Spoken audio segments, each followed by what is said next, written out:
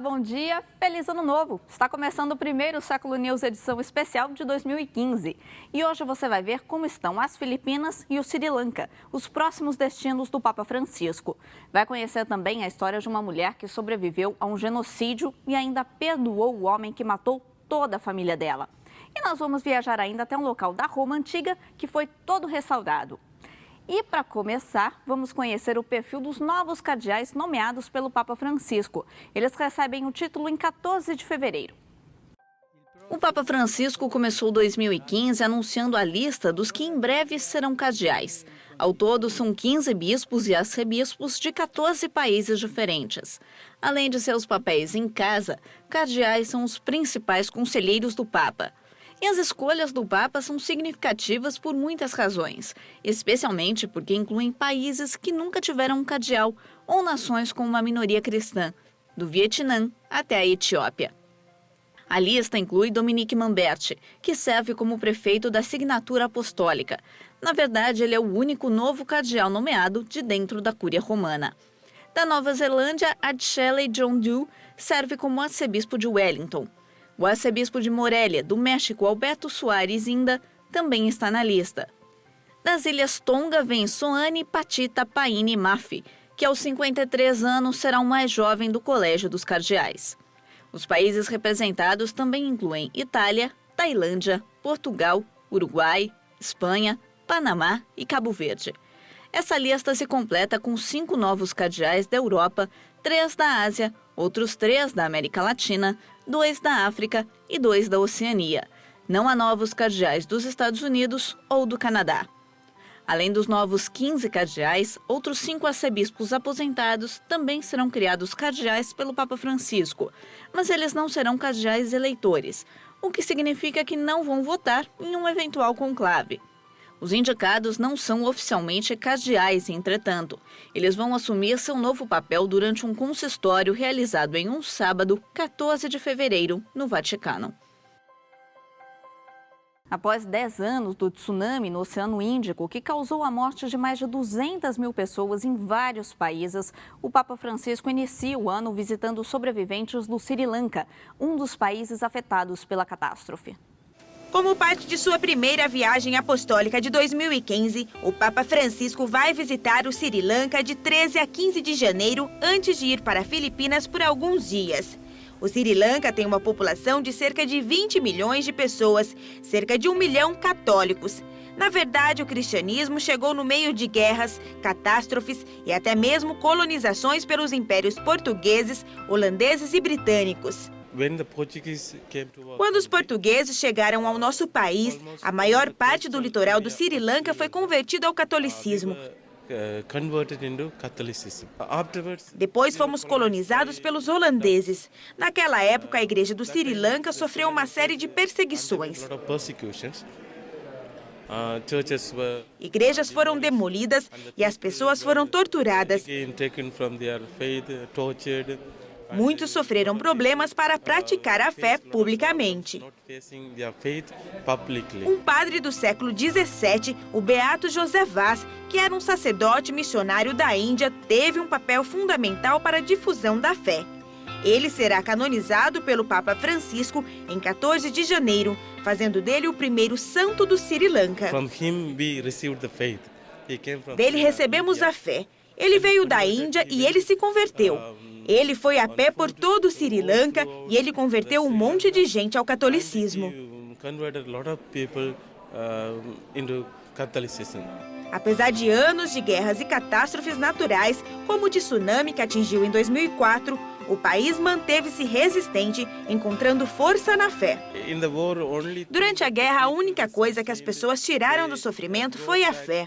Quando perguntamos às pessoas se elas trouxeram algo, elas disseram: não trouxemos nada. Nós trouxemos apenas a Bíblia, trouxemos apenas o rosário e apenas o livro de orações. Isso é o suficiente para nós. É a única coisa que nos salvou. Esta será a segunda visita papal do Sri Lanka. São João Paulo II visitou o país em 1995. E o Papa segue a viagem pela Ásia nas Filipinas. Já faz um ano que o país foi devastado por um tufão que matou mais de 6.000 pessoas. Milhares ainda vivem em abrigos. A força do tufão que atingiu as Filipinas em novembro de 2013 foi capaz de arrastar um barco do mar para a terra firme. O barco virou refúgio para esse pescador que vive na cidade de Tacloban. Este foi o lugar onde nós ficamos por 3 semanas após o tufão, eu, minha família e meu irmão. Durante 8 dias seguidos, o tufão devastou o Sudeste Asiático. Atingiu principalmente as Filipinas, matando cerca de 6.300 pessoas. Um ano depois, o país ainda está se reconstruindo, mas vai demorar muito mais tempo para curar as feridas pessoais. A parte mais dolorosa era ver meus filhos quase se afogando, mas eles continuavam segurando na janela.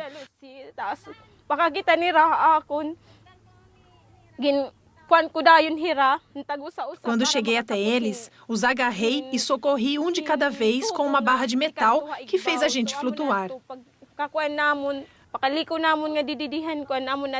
Mais de 4 milhões de pessoas perderam tudo e milhares ainda vivem em abrigos. A Agência de Refugiados da ONU, juntamente com o governo das Filipinas, tem ajudado 700.000 pessoas com elementos essenciais, como kits de higiene e utensílios de cozinha. Nos sentimos melhor agora e quando formos para a nossa casa permanente será mais tranquilo, pois é uma construção resistente e longe do mar. Papa Francisco vai viajar para Sri Lanka e as Filipinas do dia 12 ao dia 19 de janeiro. Lá vai se encontrar com um grupo de sobreviventes e ouvir como sobreviveram a um dos maiores desastres naturais da história moderna.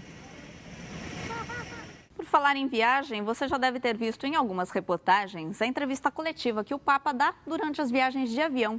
Então, a gente vai ver agora como são esses trajetos, tanto para o Papa Francisco quanto para os jornalistas.